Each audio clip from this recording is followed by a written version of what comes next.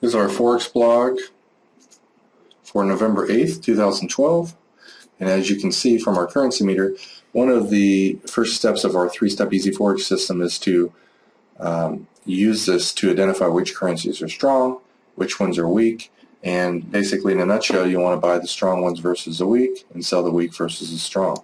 You can see today, for instance, the euro was very weak, the Swiss was very weak, the New Zealand was very weak, and the dollar and the yen, pretty much at 4, became very strong.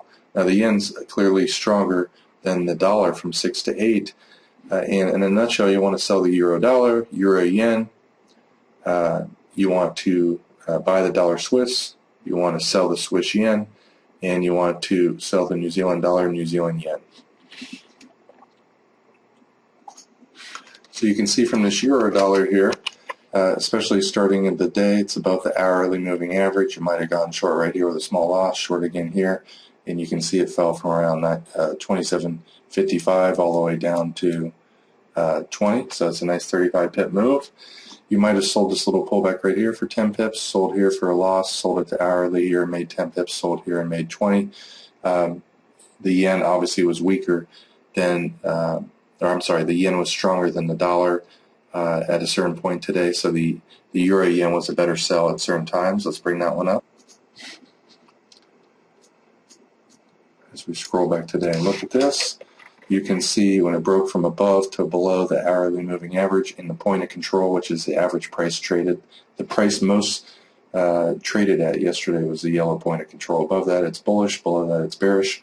And when it has false breakouts from below to above and it comes back down, it's a great sell. So you can see here, fell about 25 pips. You got a little pullback right here, 10 pips. Really, I want to have more of a pullback than something like this.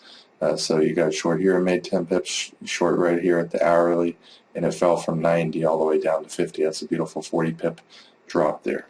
So you only need 10 pips per day to double your account every 2 months. Keep that in mind when you see these trades, 20, 30 pips here, 20 pips, 10 pips.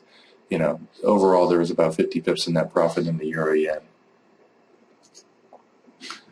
New Zealand also was very weak today, so you want to sell the New Zealand yen, especially here at 4 o'clock. When you see a lot of weakness followed by a lot of strength followed by almost no weakness, the previous momentum surge is likely to resume. And in this case, the momentum surge was the yen to be very strong during the pullback phase because no currencies go up or down forever.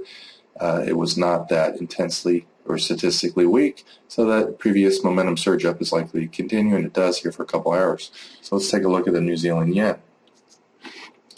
All right, you can see that you're looking basically for sells in this, and this has gone below the 3.0 containment band, which is extreme sign of weakness. Typically when it's underneath the green band, you're going to get some kind of a bounce.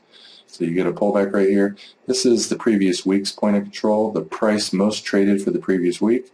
This is the previous day's low. So we're underneath yesterday's low and right at a major resistance area. Great place to sell. It only falls about 10 pips. And then it comes back up here to the previous day's low, which is also a great place to sell, especially when it finds resistance here and can't get above it. So you sell here, maybe made about 10 pips. Again, it comes up to the hourly moving average, which you saw in one of the previous examples today, and the point of control of last week. Can't get above it when it breaks down here. Now we're finally starting to make a lower low here, and the bands have reset themselves. I believe that some of the biggest traders in the world, our bands are proprietary to us, but they pretty much know or have their own type of statistical bands that tell them not to aggressively sell underneath there. So once the market's kind of gone sideways long enough, those bands reset, and it can then go on and make a lower low.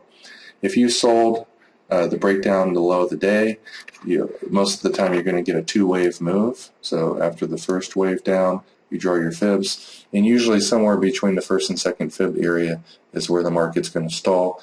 90% of the time it does not go underneath the 2.0 level. So if you want to take this trade here and hang on somewhere between here, you would have been short somewhere at 30, and let's just say you got out of this trade at 90, made 40 pips.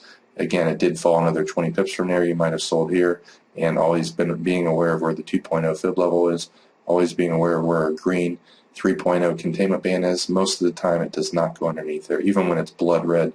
The daily, weekly, and monthly trend are all down.